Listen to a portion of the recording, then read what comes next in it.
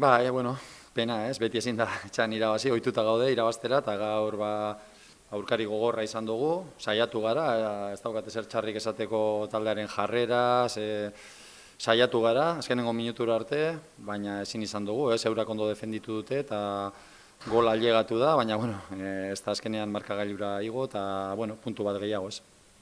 Esan bezala nahiz eta nahi partida hona egin beti irabaztea ez da erreza, ez? Eurak ere partidu hona egin dute, ez digue gauzak errez jarri, eta, puntu bat, ez, azkenean ikusi da garaipenaren bila joan garela, gero arriskoa zegoen kontrarazoan eurak ere jende asko pilatu dugulako euran arean, eta, oreka hortatik ere ezin ginen urrundu askotan, ze eurak ere jende askarra daukate goian, baina, uste dut taldeak behintzat alegina egin duela, eta ez dugu lortu, ez? Uste dut berdinketa bidezkoa dela, eta uste dut eurak ere lan hona egin dutela puntu bat eskuratzeko hemen, ez?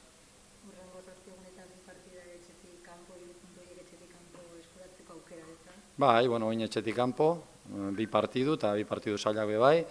Erakutsi genuen aurreko astean ere lehiakorra garela etxetik kanpo be bai, eta ia jentea rekuperatzen dugun, gaur pixka justu ibile gara batez ere zelai erdian, jende falta geneukan beti bezala jokatzeko, eta egun hauetan pixkat jentea rekuperatzen dugun, bi partidu horiei begira.